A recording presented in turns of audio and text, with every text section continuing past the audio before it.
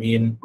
Wassalatu wassalamu ala ashrafil anbiya'i wal mursalin Sayyidina wa maulana Muhammadin Tahal Amin wa ala alihi wa sahbihi at-tayyibin at-tahirin.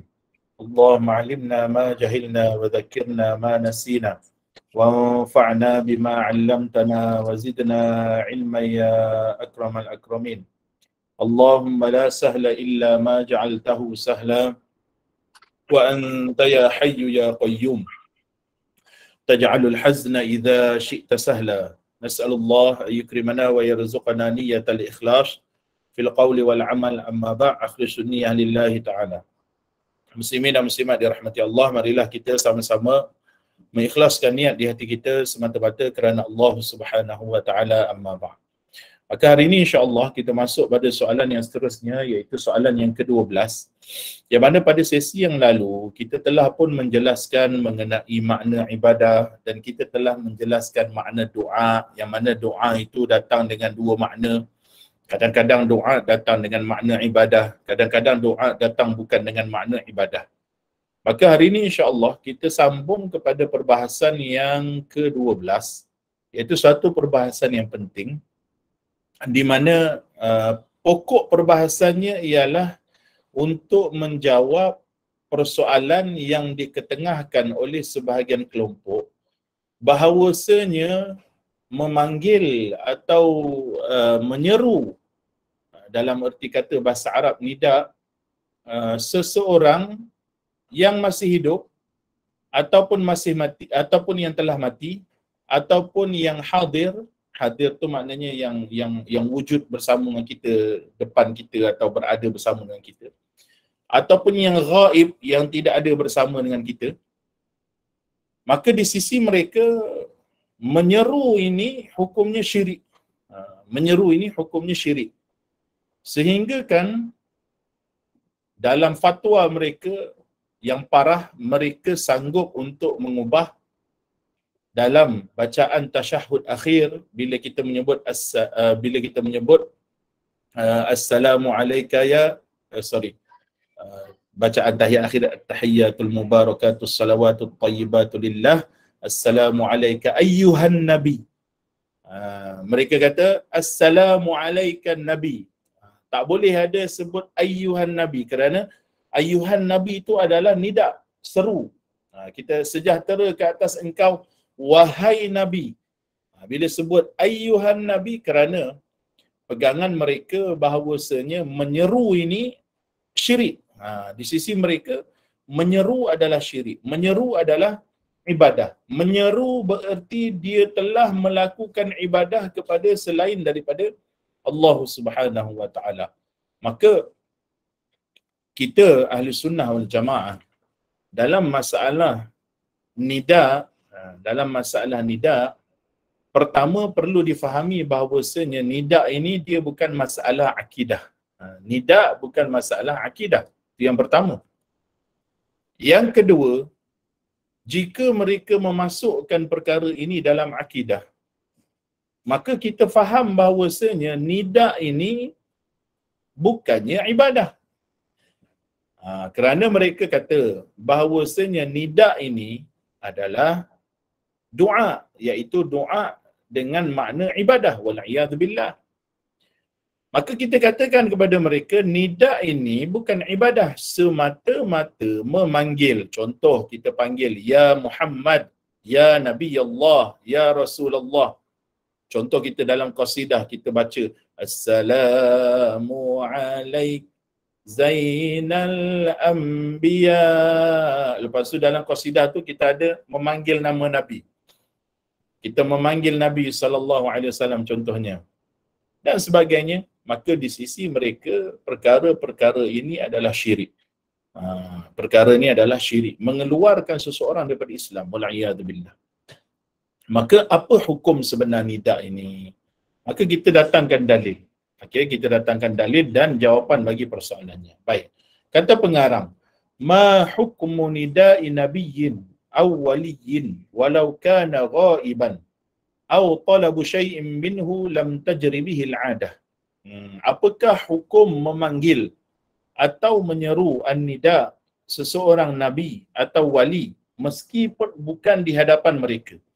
Dan apakah hukum meminta daripada seseorang nabi atau wali akan sesuatu yang dari segi kebiasaannya tidak berlaku? Baik. Itu persoalan dia. Okey. Maka kita kena ada satu kefahaman terlebih dahulu. Okey. Syirik. Okey, kalau kita sebut syirik, kerana kita dah bahas makna syirik sebelum ni. Syirik ialah apabila seseorang itu dia menyekutukan Allah Ta'ala dengan sesuatu.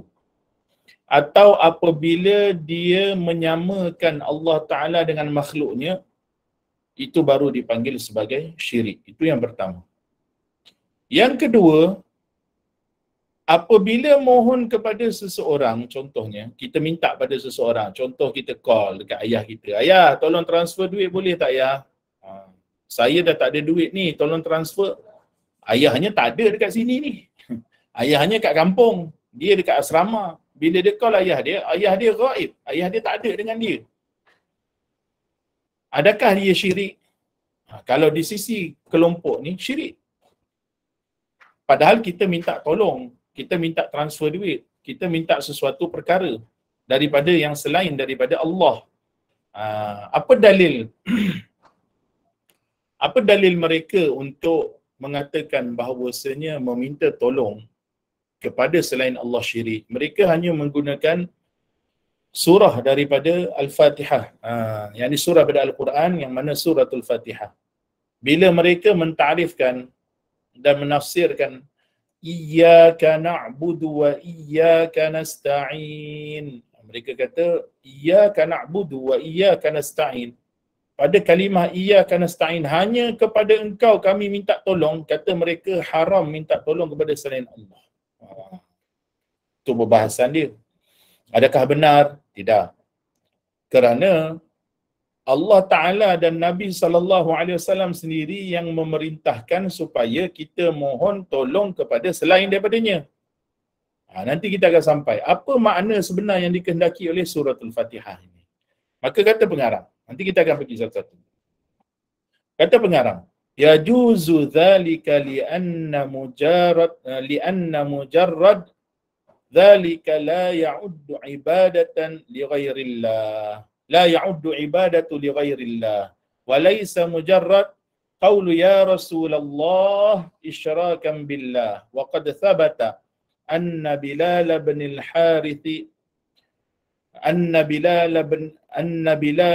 الحارث المزني أتى قبر الرسول عام الرمادة أيام عمر فقال يا رسول الله استسقي لأمتك فإنهم قد هلكوا رواه البيهقي وغيره فلم ينكر عليه عمر ولا غيره بل استحسنوا فعله قال تعالى ولو أنهم إذ ظلموا أنفسهم جاءوك فاستغفروا الله واستغفر لهم الرسول لوجدوا الله توابا رحيما سورة النساء وثبت أن ابن عمر قال يا محمد لما خدرت رجله رواه البخاري في الأدب المفرد. Baik. Apakah hukum memanggil atau menyeru nida seseorang nabi atau wali meskipun bukan di hadapan mereka? Dan apakah hukum meminta daripada seseorang nabi atau wali akan sesuatu yang dari segi kebiasaannya tidak berlaku? Baik. Jawapannya ialah perkara sedemikian harus ataupun boleh dilakukan kerana semata-mata menyeru tidak dikira sebagai peribadatan ataupun ibadah atau penyembahan kepada selain Allah. Ucapan wahai Rasulullah semata-mata bukanlah penyekutuan dengan Allah.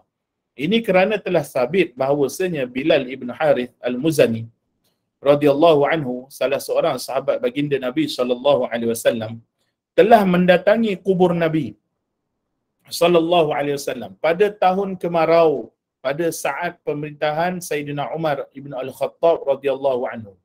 Kemudian Bilal berkata, Ya Rasulullah, istasqi li ummatik fa innahum qad halaku. Maka sesungguhnya Bilal telah berkata, Ya Rasulullah, Wahai Rasulullah, mohonlah kepada Allah Ta'ala agar air hujan diturunkan untuk umatmu. Kerana sesungguhnya mereka telah mengalami bencana. Diriwayatkan oleh Al-Baihaqi dan selainnya. Amalan Bilal di atas sama sekali tidak diingkari oleh Sayyidina Umar dan selain beliau. Bahkan mereka menilai perbuatan tersebut sebagai amalan yang baik. Allah Ta'ala berfirman, "Walau annahum idh zalamu anfusahum ja'uka fastaghfarullaha wastaghfara lahumur rasul lawajadullaha tawwabar rahima." Mafhumnya, sesungguhnya jika mereka ketika menzalimi diri mereka, yakni dengan berbuat dosa, kemudian mereka mendatangimu lalu memohon keampunan kepada Allah dan Rasul pun memohonkan keampunan buat mereka, nescaya mereka mendapati bahawa Allah adalah Maha Penerima Taubat lagi Maha Penyayang. Suratul Nisa. Telah sabit bahawasanya Ibnu Umar radhiyallahu anhuma telah berkata, "Ya Muhammad," yang bermakna wahai Muhammad, ketika beliau mengalami kelumpuhan di kakinya. Setelah itu beliau sembuh. Peristiwa ini telah diriwayatkan oleh Imam Al-Bukhari dalam kitabnya Al-Adabul Mufrad. Baik. Pertama, perlu difahami, semata-mata memanggil Ya Muhammad, Ya Rasulullah, Ya Abdul Qadir Al-Jilani, Ya Tok Kenali dan sebagainya, itu tidak menjadikan seseorang telah mensyirikkan Allah Subhanahu wa taala. Itu yang pertama. Yang kedua, perbahasan yang lanjut tentang memanggil tadi kita akan bahas lebih lanjut. Yang kedua, perlu kita faham, memohon ataupun meminta pertolongan kepada selain Allah, hukumnya adalah harus. Kerana apa? Kerana makna dalam suratul Fatihah bukan bermakna bahawasanya haram minta tolong kepada selain Allah. Dan syirik kalau minta tolong kepada selain Allah. Kalau begitu, pemahamannya, maka tak bolehlah kita langsung dalam kehidupan kita mohon tolong kepada selain Allah. Kalau masuk bilik pembedahan nak kena bedah dengan doktor, tak boleh kata tolong saya doktor, tak boleh. Syirik, terus syirik kat situ juga. Kalau bedah mati tiba-tiba, maka mati dalam kekufuran kalau begitu. Kerana apa? Kerana memanggil doktor itu syirik. Bahkan kadang-kadang sebahagian orang dia memanggil, wahai doktor tolonglah sembuhkan saya, maka syirik. Ini yang perlu difahami, bahawasanya kalam yang zahir itu bukan bermakna i'tiqad di dalam hati. Kerana dia ada perkataan yang ia perkataan atas jalan zahirnya sabab. Bukan atas perkataan itu jalannya itu adalah jalan ta'abbud, jalan menyembah, bukan. Kalau seseorang kata, wahai doktor, engkaulah Tuhan aku, sembuhkanlah aku, barulah dia syirik.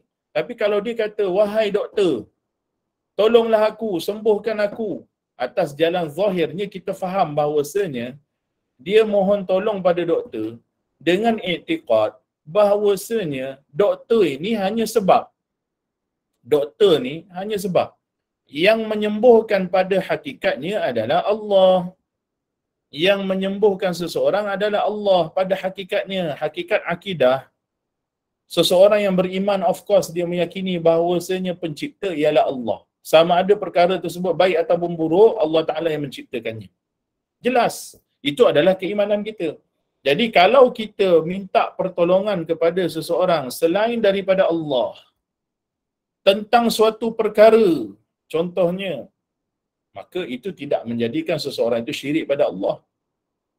Minta tolong dengan peguam, contohnya, kan, wahai peguam tolonglah saya, berhujahlah, bebaskan saya daripada pertuduhan ini. Adakah ini syirik? Tidak. Sebab seseorang dia perlu memahami bahawasanya Allah Ta'ala dalam Al-Quran sendiri memerintahkan untuk kita beramal dengan sebab. Beramal dengan sebab tidak menjadikan seseorang itu syirik pada Allah. Contoh, Allah Ta'ala berfirman, wasta'inu bis-sabri was-salah, dan mohonlah pertolongan dengan sabar dan salat.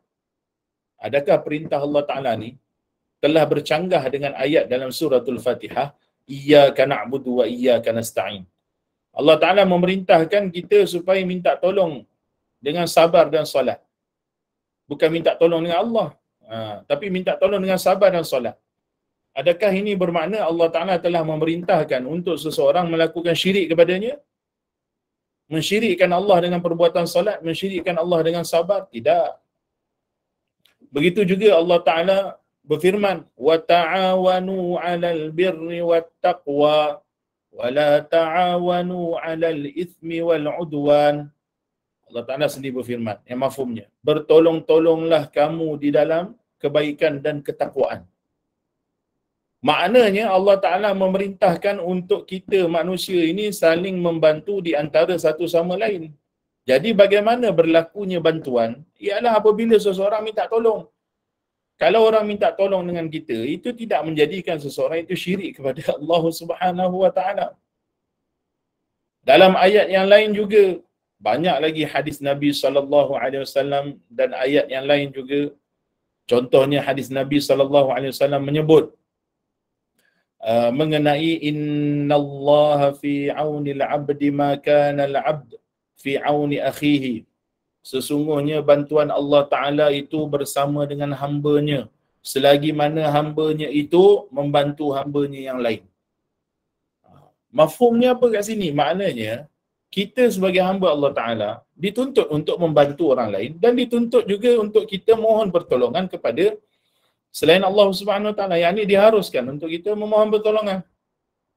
Bahkan Nabi SAW dalam satu hadis, Nabi menyebut bahawasanya ada malaikat Allah yang tugasnya itu adalah mencatat daun-daun yang berguguran di atas muka bumi ni. Itu kerja malaikat tu. Kerana malaikat ni bukan 10 jenis ataupun 10 nama yang kita kenal waktu kecil tu dulu. Jibril, Mikail, Israfil tu. Bukan itu je, malaikat ni ada banyak. Ada malaikat yang jaga gunung ganang, ada malaikat yang jaga sungai, ada malaikat yang jaga diri kita pun ada juga, ada malaikat yang kira daun yang gugur, ada malaikat yang buat macam-macam. Malaikat ni dia ada perintah-perintah Allah Ta'ala yang tersendiri ke atas mereka. Allah Ta'ala berfirman, فَالْمُدَبِّرَاتِ أَمْرًا. Yakni mereka ada urusan-urusan pentadbiran sebagaimana yang Allah Ta'ala perintahkan ke atas mereka. Maka malaikat ini kata Nabi SAW, dia bertebaran di atas muka bumi. Kira daun yang gugur. Maka Nabi bersabda, mafhumnya, apabila kalian ditimpa kesusahan dalam perjalanan, contohnya stranded dekat desert, dekat padang pasir. Nabi kata apabila kalian ditimpa kesusahan seperti stranded dekat padang pasir, terdampar di padang pasir, maka mohon tolonglah dengan malaikat ni dengan berkata, ya ibadallah a'inu. Perkataan ni kalau hafal bagus. A'inu ya ibadallah, boleh terbalik pun boleh. Sama ada disebut ya ibadallah a'inu ataupun disebut a'inu ya ibadallah. Baik. Dalam ayat ni, dalam hadis ni pertama adanya nida, adanya seruan. Nabi suruh panggil, Nabi yang suruh panggil ya ibadallah a'inu. Yang kedua adanya mohon pertolongan kepada selain Allah. Pertama adalah diseru. Kedua, dia mohon pertolongan pula. Kalaulah di sisi mereka ini bahawasanya menyeru adalah syirik, kerana menyeru mereka di sisi mereka menyeru selain Allah syirik. Kalaulah menyeru malaikat ini syirik, maka Nabi telah mengajarkan syirik. Dan kalaulah mohon pertolongan kepada selain Allah Ta'ala itu syirik, maka Nabi telah pun mengajar perkara yang syirik. Wal'iyadu billah. Wal'iyadu billah. Maka hadis bahawasanya Nabi SAW memerintahkan ataupun mengajarkan supaya kita mohon dengan cara kita berkata ya ibadallah a'inu, maka sudah tentu dikatakan bahawasanya Nabi telah mengajarkan syirik kepada umatnya. Wal'iyadu billahi ta'ala. Maka dalam hadis ini Nabi SAW mengajarkan bagaimana untuk kita mohon pertolongan, yang mana mohon pertolongan itu ialah dengan atas jalan sabab, bukan atas jalan kita mempercayai bahawasanya perkara itu adalah Khaliq, pencipta. Jadi sabab ni ulama membahagikan kepada dua. Yang pertama sabab yang zahir, sabab yang zahir. Sabab yang zahir ini adalah sabab yang kita nampak dia punya relation, correlation dia dengan sesuatu. Contohnya kita beramal dengan makan. Okey, manusia bila lapar dia akan makan, maka makan akan kenyang. Bila kita makan kita kenyang, maka makan itu adalah sebab kepada kekenyangan. Bukanlah maknanya makan itu adalah pencipta kekenyangan. Makan itu adalah sebab saja pada kekenyangan. Ubat adalah sebab kepada kesembuhan. Okey? Dan sebagainya, sebagaimana kita tahu. Yang kedua, sabab yang batin. Apa makna sabab yang batin? Sabab yang batin ialah apa yang kita tak nampak correlationnya, tak nampak dia punya relation, tak nampak hubung kait dia, kita tak nampak. Tetapi kita diperintah untuk beramal dengannya. Contohnya, bila mana Allah Ta'ala berfirman tadi, wasta'inu bis sabri was salah. Kita tak nampak relation di antara sabar dengan solat dengan kesembuhan penyakit. Contohnya Nabi bersabda, da'u mardatikum bis sadaqah. Ubatilah sakit kalian dengan sedekah. Apa relation pula sedekah baik sakit? Bukannya bila sedekah kita makan ubat, bukannya bila sedekah kita lakukan pembedahan, bukannya dengan sedekah itu kita ada buat sesuatu pada tubuh badan kita untuk sembuh. Tak ada pun. Kita sakit, kena COVID, kita pun buat sedekah. Dengan sebab sedekah baik COVID. Kita sakit kanser, kita buat sedekah. Kemudian Allah Ta'ala baikkan kanser. Kita sakit buah pinggang, kita buat sedekah. Tiba Allah Ta'ala baikkan buah pinggang. Benda tak mustahil kerana bukan sedekah yang mencipta. Bukan doktor yang mencipta kesembuhan. Bukan hospital yang cipta kesembuhan. Boleh jadi seseorang itu dengan sebab amalannya, maka Allah Ta'ala berikan kesembuhan kepadanya. Kalau ikut benda adat, buah pinggang ni kalau dah rosak tak baik dah. Kalau ikut adat. Kan? Tapi kalau ikut syariat kita, perkara yang harus pada akal, maka Allah Ta'ala harus saja menciptakan buah pinggang itu baik. Kerana apa? Kerana asal buah pinggang tu pun Tuhan yang cipta. Kemudian rosaknya buah pinggang, Tuhan juga yang ciptakan supaya dia rosak. Dan kalau Allah Ta'ala kehendak, boleh jadi buah pinggang itu dibaikkan kembali. Sebagaimana kisah-kisah yang berlaku kepada orang-orang yang terdahulu sebelum kita. Contohnya kisah Rahmah. Ada satu kisah yang diriwayatkan secara mutawatir.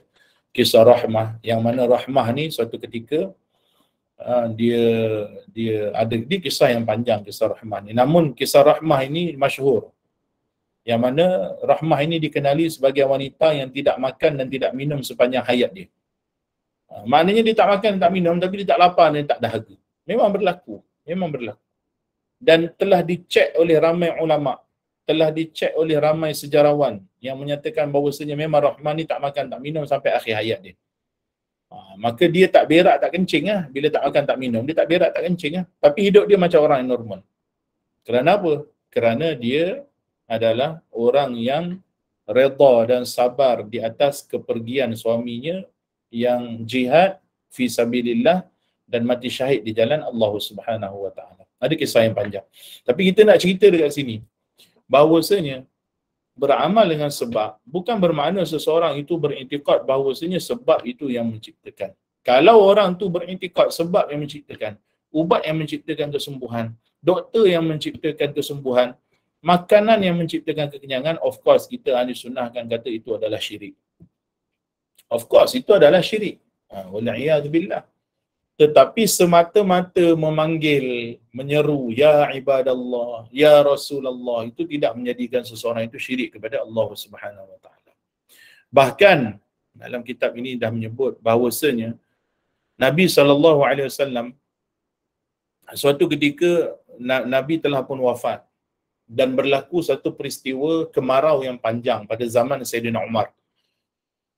Maka ini peristiwa yang masyhur. Ayyamur Ramadah adalah peristiwa yang masyhur dalam sejarah bahawasanya zaman Sayyidina Umar telah berlaku satu kemarau yang panjang dan umat Islam berada dalam kebinasaan, balak musibah yang sangat besar pada ketika itu.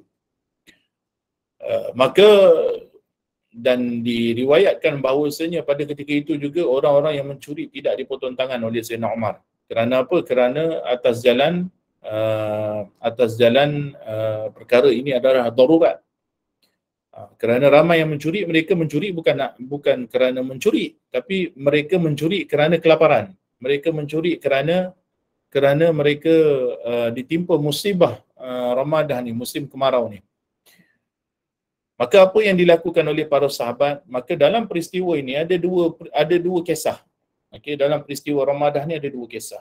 Okay, kisah yang disebut dalam kitab ni hanya satu kisah. Kisah yang pertama ialah kisah Sayyidina Umar. Sayyidina Umar sendiri. Sayyidina Umar telah pergi kepada Al-Abbas, bapa saudara Nabi SAW, ayah kepada Abdullah bin Abbas. Maka Al-Abbas, Nabi SAW pergi ke Al-Abbas, Sayyidina Umar pergi ke Al-Abbas, lalu Sayyidina Umar minta kepada Allah, ya Allah, turunkanlah hujan dengan berkat Al-Abbas. Pada ketika itu, bayangkan Nabi SAW minta kepada Allah dengan wasilah Al-Abbas. Peristiwa yang kedua pada tempoh yang sama, iaitu pada musim kemarau, seorang sahabat namanya Bilal ibn al-Harith al-Muzani. Ini bukan Bilal yang tukang azan tu. Bilal yang tukang azan tu adalah Bilal al-Habashi. Yang ini Bilal al-Muzani. Dan Imam Al-Baihaqi meriwayatkan kisah ini dalam Mu'jamnya. Maka kisah Bilal al-Muzani ini bagaimana berlaku? Bilal al-Muzani suatu ketika oleh kerana terlalu tidak tahan dengan kemarau yang panjang. Ialah kemarau dia orang bukan macam kemarau kita. Kemarau dia orang memang dah sedia negara panas, memang dah sedia negara padang pasir. Kalau tak ada air tu memang unta kurus, kambing kurus, susu tak ada, makanan tak ada, tumbuhan tak tumbuh dan sebagainya. Memang derita. Derita pada ketika tu memang derita. Maka Bilal al-Muzani dia pergi kepada makam Rasulullah. Pada ketika itu makam Rasulullah bukan macam sekarang lah.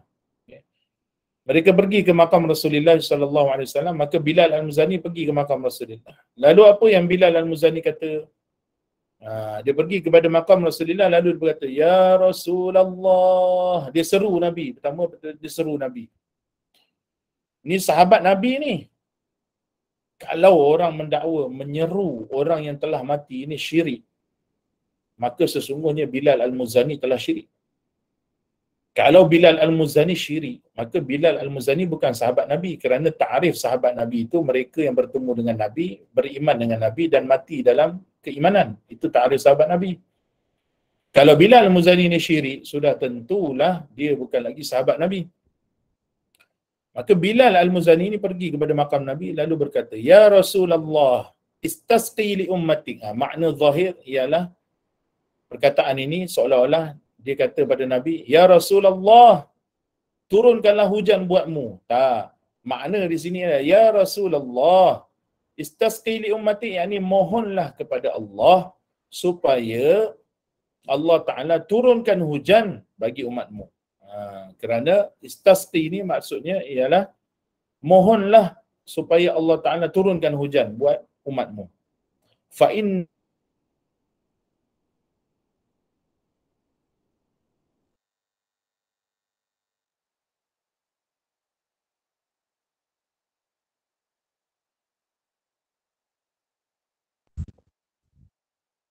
tak dengar Ustaz.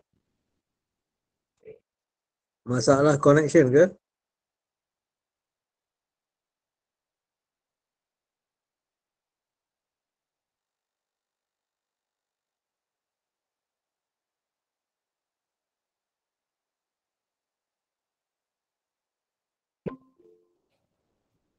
Assalamualaikum.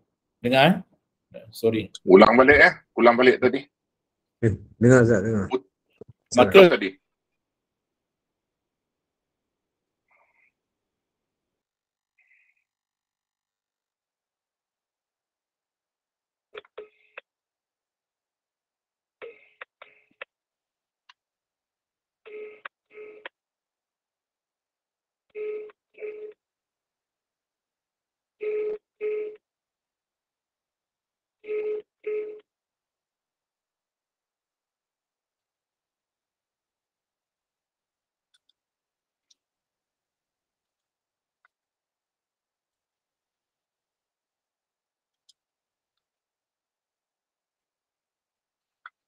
Sekejap.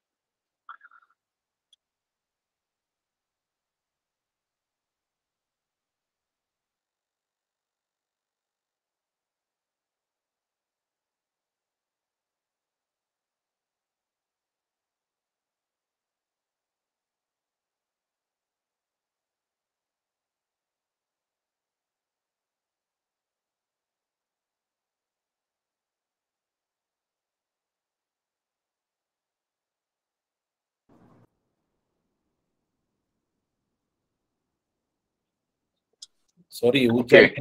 lain internet dia. Ah. Baik. Maka Bilal Al-Muzani setelah daripada peristiwa itu, maka turunlah hujan. Okay, turunlah hujan dan peristiwa ini diceritakan kepada Sayyidina Umar Al-Khattab radhiyallahu taala anhu warḍah. Dan kita tahu dan kita kenal Sayyidina Umar ni macam mana. Kalau perkara itu bercanggah dengan akidah Islam, pasti Sayyidina Umar tidak akan berdiam diri. Dan pasti Sayyidina Umar akan menyuruh Bilal Al-Muzani untuk mengucap balik 2 kalimah syahadah dan kembali bertaubat, masuk ke dalam agama Islam kembali. Kalaulah perkara ini syirik. Tetapi Sayyidina Umar tidak melakukan demikian. Kerana apa? Kerana Sayyidina Umar faham bahawasanya perkara ini tidak syirik. Bahkan diajarkan oleh Nabi SAW. Bahkan diajar oleh Al-Quran. Maka dibawa datang dalil daripada Al-Quran pula. Maka kata pengarang, bahawasanya Sayyidina Umar falam yunkir alaihi Umar. Maka Sayyidina Umar tidak mengingkari perbuatan ini. Kerana Sayyidina Umar juga bertawassul, tetapi bertawassul dengan Al-Abbas, dan Bilal Al-Muzani bertawassul dengan Rasulullah SAW. Maka akan ada pertanyaan bahawasanya kenapa Sayyidina Umar tak tawassul dengan Nabi SAW. Maka di sini perlu kita faham bahawasanya Sayyidina Umar bertawassul dengan Al-Abbas kerana untuk memuliakan ahli keluarga baginda SAW sewaktu ahli keluarga baginda masih hidup lagi. Bukan bermakna Sayyidina Umar mengingkari tawassul dengan Nabi itu syirik, mengatakan bahawasanya tawassul dengan Nabi itu syirik, tidak.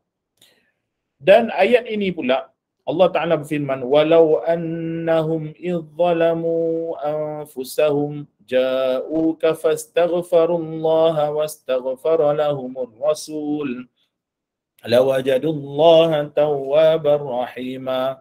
Mafhumnya, dan tatkala mana apabila mereka itu menzalimi diri mereka dengan berbuat dosa, kemudian mereka mendatangi Rasulullah SAW. Okey, baik. Di sini ulama kata apa? Ja'uka, mendatangi Rasulullah SAW. Maka dalam ilmu usul fiqh ini adalah kalimah yang umum. Kalimah yang umum mesti dikekalkan umum sekiranya tidak ada dalil yang mukhassis, dalil yang mengkhususkan apa yang umum. Sebab tu para ulama yang mahir dalam usulul fiqh, mereka terus faham dalam masalah ni. Tapi mereka yang lemah dalam usul fiqh, yang baru-baru, bahasa kita orang baru nak up, ada sebahagian daripada manusia di luar sana yang baru-baru nak up, baru nak kenal agama, tersalah pilih orang, maka mereka memahami ayat dan hadis Nabi semua secara literal, maka jatuhlah mereka di dalam lembah kesesatan, lalu mengkafirkanlah mereka dan mensyirikkanlah mereka akan orang-orang yang bertawassul, yang buat nida dan sebagainya kepada Nabi SAW. Perhatikan pada ayat ini. Allah Ta'ala berfirman, walau annahum idzalamu anfusahum ja'uka. Dalam Al-Quran sebut ja'uka, mereka datang kepada kamu. Dah kenapa kalau buat dosa nak kena datang pada Nabi? Pertama, kenapa bila kau buat dosa kau nak pergi datang pada Nabi? Kenapa tak doa je, ya Allah, Allahumma ghafir lana? Kenapa perlu pergi jumpa Nabi? Dalam Al-Quran sebut jumpa Nabi. Mereka datang. Okey. Bila mereka datang jumpa Nabi, maka sudah tentulah ada sebabnya. Untuk apa mereka datang jumpa Nabi? Untuk bertawassul dengan Nabi. Kerana doa Nabi dengan doa mereka, mana yang lebih afdal? Doa Nabi. Kerana itu mereka mendatangi Nabi SAW. Dan apabila disebut ja'uka, dekat sini tak ada sebut ja'uka hayya, tidak. Tak ada disebut mereka datang kepada Nabi tak kala Nabi masih hidup, tidak. Mereka datang kepada Nabi, maka ayat umum. Hidup ke mati ke, Nabi SAW telah bersabda, inna hayati khairul lakum wa mamati khairul lakum. Sesungguhnya hidupku adalah kebaikan buat kalian dan kematianku juga adalah kebaikan buat kalian. Nabi SAW hidupnya juga dia paling afdal sekalian makhluk. Matinya Nabi juga seafdal makhluk walaupun telah wafat. Bukan bermakna waktu hidup Nabi afdal. Bila Nabi dah mati, Nabi tak afdal. Tak. Fadilat Nabi, kelebihan Nabi itu masih lagi sama. Hidup ke mati ke Nabi SAW masih sama. Kalau tak ada lah dalam hadis yang lain Nabi SAW menyebut barang siapa yang berselawat ke atasku, maka selawatnya itu akan sampai kepadaku. Allah Ta'ala telah memerintahkan ada malaikat yang khusus bagi hari-hari yang lain selain hari Jumaat. Maka setiap kali kita salawat kepada Nabi SAW, maka ada malaikat yang menyampaikan kepada Nabi, Fulan bin Fulan telah selawat kepada kamu. Fulan bin Fulan telah selawat kepada kamu. Fulanah bintu Fulan telah selawat kepada kamu. Setiap hari malaikat ni sampai kepada Nabi. Buat apa malaikat sampai kepada Nabi? Kenapa perlu khabarkan kepada Nabi SAW? Kerana orang yang berselawat kepada Nabi SAW, of course lah dia terlebih-lebih lagi mendapatkan syafaat daripada Nabi SAW berbanding dengan orang yang tidak berselawat kepada Nabi. Dan pada hari Jumaat, orang yang berselawat kata Nabi sampai direct kepada Nabi. Nabi tahu direct siapa yang selawat kepada Nabi. Ini dalam hadis. Bererti apa? Bererti Nabi dalam kubur hidup. Nabi dengar dan Nabi tahu apa yang disampaikan oleh malaikat. Nabi tahu secara direct pada hari Jumaat selawat yang sampai kepadanya. Apa dalil Nabi masih hidup dalam kubur? Ni sebagian orang kata Nabi tu dah mati tak beri manfaat. Wal'iyadzubillah. Nabi hidup dalam kubur. Dalam satu hadis Nabi kata apa? Nabi kata al-anbiya'u ahya'un fi quburihim wa hum yusallun. Para nabi itu mereka hidup di dalam kubur mereka dan mereka melakukan salat. Kerana para nabi mereka semua bertana'um, mengambil nikmat dengan melakukan salat. Iaitu seafdal amalan setelah beriman kepada Allah Ta'ala adalah salat. Maka mereka mengambil nikmat, bertana'um, berlazat-lazatan dengan nikmat salat dalam kubur mereka. Mereka hidup dalam kubur mereka, bukan sekadar Nabi SAW, bahkan para Nabi yang lain. Apa dalilnya lagi? Dalilnya peristiwa Al-Isra. Dalam peristiwa Al-Isra, bukankah sekalian para anbiya 124,000 orang? Allah Ta'ala perintahkan para Nabi ini semua keluar daripada kubur mereka, pergi ke Masjidil Aqsa, supaya berhimpun di Masjidil Aqsa, dan Nabi SAW menjadi imam kepada mereka. Adakah peristiwa-peristiwa ini semua ingin didustakan oleh mereka? Tak mungkin. Bahkan mereka pasti tidak akan dapat untuk mendustakan peristiwa-peristiwa yang telah kita nyatakan tadi. Maka Nabi SAW dalam hadis ini, Allah Ta'ala berfirman, Ja'uka, datang kepada engkau wahai Nabi. Maka datang kepada Nabi ni, sewaktu hidup Nabi, maknanya datang jumpa Nabi di rumah Nabi, ataupun di masjid, ataupun di tempat lain. Setelah kewafatan Nabi, pergi ke mana kalau datang kepada Nabi? Pergi ke makam Nabi SAW. Pergi ke kubur Nabi SAW. Maka Bilal Al-Muzani tadi buat apa? Pergi kubur Nabi. Datang kepada Nabi SAW. Memanglah Nabi secara realiti dalam kehidupan alam kita ni, baginda telah wafat. Tetapi di dalam kubur, di alam barzakh, Nabi SAW hidup dengan jasad dan ruhnya. Kalau orang yang syuhada, mati syahid, ma'rakah, pun kita tahu bahawasanya dalam Al-Quran jelas, dalam ayat Al-Quran, wala tahsabanna alladhina qutilu fi sabilillah tu, okay, ayat mengenai orang yang syuhadaul ma'rakah, yang syahid peperangan, mereka tidak mati dalam kubur mereka, bahkan mereka dalam kubur mereka itu hidup. Mereka diberi rezeki oleh Allah Ta'ala. Maka apa lagi orang yang paling afdal daripada mereka? Nabi SAW hidup dalam kubur mereka. Maka mereka datang kepada Nabi, sama ada hidup ataupun mati. Kerana peristiwa sahabat datang kepada kubur Nabi ni bukan satu peristiwa je, bukan peristiwa Bilal Al-Muzani-nya, banyak lagi peristiwa. Banyak lagi, cuma orang yang cerdik, orang yang kayis, kata ulama, yakfi bid dalil, cukup dengan satu dalil dia faham dah. Tapi kalau orang yang inat, orang yang menolak, memang dia nak tolak, dia memang tak suka, dia memang tak setuju, dia memang nak kata syirik, bagilah 10 peristiwa sahabat datang kubur Nabi pun mereka akan tetap tolak. Mereka akan gunakan alasan, oh hadis ni kata Albani dhaif, kata Albani maudhu', walhal hadis yang hasan, hadis yang sahih, tapi mereka maudhu' kan. Imam Al-Baihaqi, hadis Al-Muzani ni, Imam Al-Baihaqi kata apa? Hadis yang sahih. Imam Al-Baihaqi bukan calon-calon imam, dia memang imam muhaddithin, dia memang muhaddith. Dia adalah pembantu mazhab Syafi'i, Imam Al-Baihaqi. Subhanallahil azim. Kerana mereka nak menurut hawa nafsu mereka, mereka senang-senang suka-suka hatilah mendhaifkan hadis, memaudhu'kan hadis. Bahkan mereka sanggup buat hadis maudhu' pula untuk sokong mereka. Itu kelompok tu. Jadi kita kata dalil kita apa dia? Daripada ayat Al-Quran ni, ja'uka, mereka mendatangi engkau. Buat apa mereka datang pada Nabi? Pertama, fastaghfarullah, mereka mohon ampun pada Allah. Bila mereka mohon ampun pada Allah, kenapa dia yang perlu datang pada Nabi? Sebab Nabi SAW itu sebagai wasilah aja.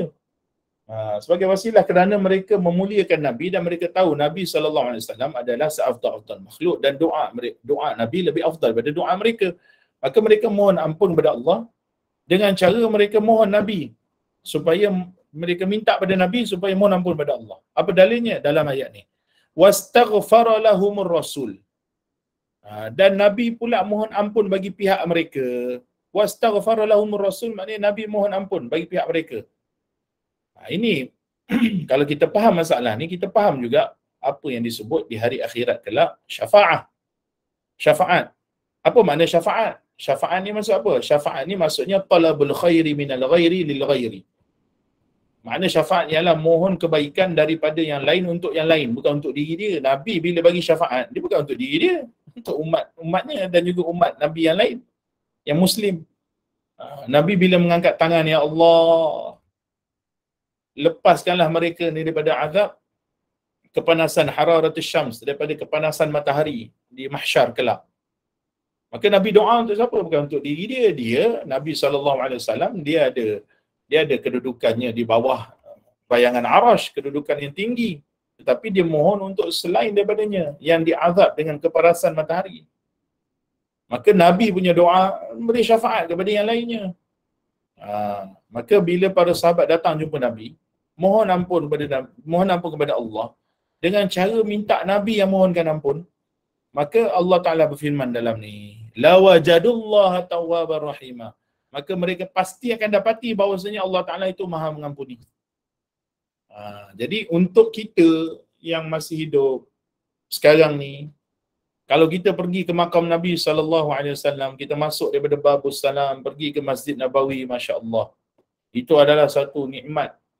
Itu adalah satu nikmat.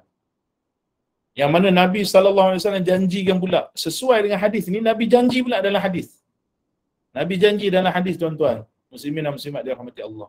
Man zara qabri wajabat lahu syafaati. Barang siapa yang ziarah kuburku, wajabat lahu syafaati, nescaya akan dapatlah dia akan syafaatku di hari akhirat. Bayangkan, ziarah kubur Nabi dapat syafaat. Ini dalil maknanya menziarahi kubur Nabi itu ada faedahnya. Itu adalah sabab kepada kita dapat syafaat.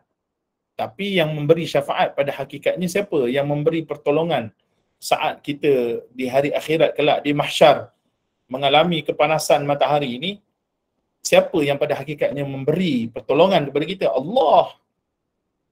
Kerana Allah adalah Khaliq. Tapi kenapa perlu kepada Nabi bagi syafaat? Kenapa manusia-manusia ni semua di hari akhirat kelak dalam hadis syafaat, kenapa mereka ni tak mohon ampun, ya Allah, sesungguhnya kami kepanasan, lepaskanlah kami? Kenapa Nabi cerita dalam hadis mengenai matahari panas, tadunus syamsu min ru'usin nas, matahari tegak berada di atas kepala manusia, maka mereka mula istaghathu bi Adam. Mereka pergi minta tolong dengan Nabi Adam. Pergi jumpa, wahai Nabi Adam, tolonglah doa pada Allah pada kami. Kenapa mereka tak doa direct pada Allah? Kenapa nak minta tolongan Nabi-Nabi? Sehinggalah Nabi-Nabi yang lain semua tak boleh bagi syafaat. Nabi yang boleh bagi syafaat hanya Nabi SAW, Nabi Muhammad SAW. Maka elemen minta tolong kepada selain Allah bukan berlaku kat dunia, kat akhirat pun berlaku. Nabi sendiri cerita, kat hari akhirat pun mereka mohon pertolongan lagi pada Nabi. Bukan bermakna mereka sembah Nabi. Mereka sembah Allah Subhanahu Wa Taala. Mereka sembah Allah, mereka bukan sembah Nabi. Tetapi mohon itu tidak menjadikan mereka syirik. Tidak menjadikan mereka syirik. Maka muslimin dan muslimat dirahmati Allah, daripada dalil yang banyak ni, hadis yang banyak, ayat Al-Quran yang banyak, fahamlah kita bahawasanya mohon pertolongan kepada selain Allah bukan syirik. Nida menyeru bukan syirik, kerana dalam lafaz solat kita tasyahud akhir di sisi mazhab Syafi'i, bacaan yang wajib baca Assalamualaikum ayyuhan nabi, ayyuhan nabi. Kalaulah memanggil semata-mata memanggil ayyuhan nabi syirik, maka syiriklah semua orang semayang ikut mazhab Syafi'i. Wal'iyadu billah. Maka pasti mereka akan kelu lidah mereka. Sebab tu mereka sampai tahap ubah bacaan tasyahud akhir. Jangan baca ayyuhan nabi, terus assalamualaikum nabi. Wal'iyadu billah. Ini tahrif agama. Mereka yang mengubah agama. Mereka yang tahrif agama, bukan kita yang tahrif agama. Mereka yang tahrif agama. Wal'iyadu billah. Bahkan warid satu hadis peristiwa sahabat. Bila kita sebut hadis ni, maknanya dalam takrifan ilmu hadis, hadis ni tidak semestinya perkataan atau perbuatan atau takrir Nabi saja, kerana ada hadis yang refer kepada sahabat, ada hadis yang refer kepada tabi'in. Itu kena masuk dalam ilmu mustalah hadis. Jadi perkara ni juga disebut hadis. Okay. Jadi ada satu peristiwa, kadang-kadang disebut sebagai athar, kadang-kadang disebut sebagai hadis. Kalau sebut athar sahabat, itu juga hadis. Okay. Tapi yang dilakukan oleh sahabat. Maka diriwayatkan oleh Al-Bukhari, Imam Al-Bukhari radhiyallahu taala anhu ardah, dalam Adabul Mufrad. Imam Bukhari dia ada kitab yang lain selain daripada Sahih Bukhari. Kitab Adab Al-Mufrad ni juga kitab hadis juga. Tetapi hadis yang diriwayatkan dalam Adab Al-Mufrad tidak sama seperti hadis yang diriwayatkan dalam Sahih Bukhari. Kerana hadis yang diriwayatkan dalam Sahih Bukhari dia ada kita panggil kriteria yang tertentu, sehingga Imam Bukhari berkata bahawasanya tidak aku himpunkan di dalam hadis tidak aku himpunkan hadis di dalam sahih ini melainkan yang sahih. Maknanya memang hadis yang sahih. Dan ijma' para ulama, kitab yang paling sahih setelah Al-Quran adalah Sahih Al-Bukhari. Tapi dalam kitab yang lain, dalam kitab hadis yang lain, iaitu antaranya kitab Adab Al-Mufrad, maka Imam Bukhari meriwayatkan hadis mengenai Abdullah ibn Umar, anak kepada Sayyidina Umar radhiyallahu anhuma. Abdullah ibn Umar suatu ketika dia berada dalam majlis, lalu kakinya mengalami ada satu situation, kadang-kadang bila kita duduk lama kan, kaki kita jadi macam kelumpuhan. Jadi macam kelumpuhan sebab darah tak lalu apa semua kan. Dia nak bangun tak boleh. Jadi bangun tak boleh, dia paralyzed seketika. Maka berkatalah sahabat yang lain, kata, sebutlah nama insan yang paling kau sayang. Kata sahabat tu. Maka Abdullah ibn Umar berkata, ya Muhammad. Dia kata, ya Muhammad. Seketika itu juga, kata Imam Bukhari yang meriwayatkan hadis ni, seketika itu juga para sahabat melihat bahawasanya Abdullah ibn Umar kakinya kembali seperti biasa. Kakinya kembali seperti biasa. Bayangkan sahabat suruh sebut nama orang yang paling kasih. Kenapa tak suruh sebut? Sebutlah nama Allah. Kerana maknanya perbuatannya bukan syirik. Maknanya perbuatannya bukan syirik. Kita orang Melayu pun kadang-kadang menyebut nama orang lain. Kan? Menyebut nama orang lain. Adakah itu menjadikan syirik? Tidak. Muslimin dan muslimat dirahmati Allah. Syirik ni benda yang paling besar sekali dosanya.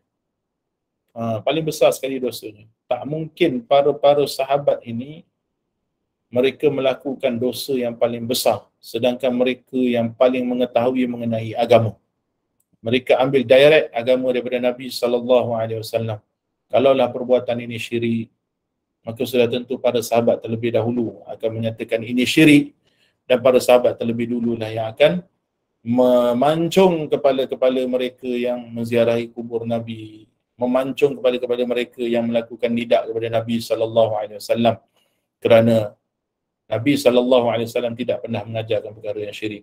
Bahkan Sayyidina Abu Bakar dalam sewaktu memegang tampuk pemerintahan, Sayyidina Abu Bakar adalah orang yang paling banyak memerangi golongan murtad pada zamannya. Tapi tidak pernah dalam tarikh dan sejarah kita melihat ada yang kata bahawasanya Sayyidina Abu Bakar juga memerangi orang yang menziarahi kubur Nabi dan meminta ampun di sisi kubur Nabi dan meminta hajat di sisi kubur Nabi. Maka ini semua bukanlah syirik. Bukanlah syirik. Tetapi tetapi peringatan ini bukan bermakna mereka yang datang bawa pulut kuning, bawa ayam bakar, bawa kambing bakar, bawa colok, bawa gula-gula, bawa apple, bawa limau, pergi kat kubur, minta nombor ekor, itu adalah perbuatan yang benar. Bukan maknanya begitu. Okey. Ahlus Sunnah telah meletakkan dawabit yang tertentu. Okey, prinsip-prinsip yang tertentu untuk diamalkan. Bukan bermakna kita pergi ke kubur lalu kita jamu orang di kubur. Wal'iyadzubillah, sebagaimana yang kalau kita tengok di sebahagian tempat sampaikan pemerintah terpaksa menyekat golongan ni. Contohnya di Pulau Besar Melaka kan, kalau pergi Pulau Besar Melaka ni, yang ahli sunnah pun pergi juga, yang sesat pun pergi juga. Yang sesat pun pergi juga. Yang sesat ni masalah minta nombor ekor, kan, jamu roh, kerana mereka meyakini sebagaimana keyakinan orang-orang Buddha dan sebagainya. Maka ini adalah kesesatan. Ini adalah kesesatan. Tetapi tidak bermakna kesesatan suatu pihak menjadikan apa yang benar di sisi Islam, di sisi Ahli Sunnah juga sesat. Itu tidak menjadikan kesesatan orang lain itu dihukumkan secara syumul semuanya sesat. Wal'iyadzubillah. Harap faham. Ada soalan ke?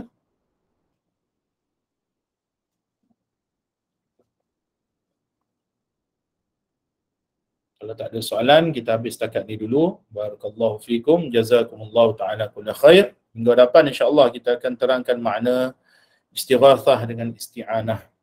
Juga terkait dengan perbahasan ni, sebab kita dah sebut dah sebelum ni, perbahasan ni dia akan berkembang daripada makna ibadah, makna syirik, makna doa, kepada makna nida, lepas ni makna istighathah, isti'anah, tawassul dan sebagainya. InsyaAllah dia akan mendatangkan kefahaman kepada kita dengan izin Allah Subhanahu wa taala. Barakallahu fikum, jazakumullahu ta'ala kulla khair, wallahu subhanahu wa ta'ala a'lamu wa ahkam. Alhamdulillahi rabbil alamin. Wassalatu wassalamu ala asyrafil anbiya'i wal mursalin, sayyidina wa maulana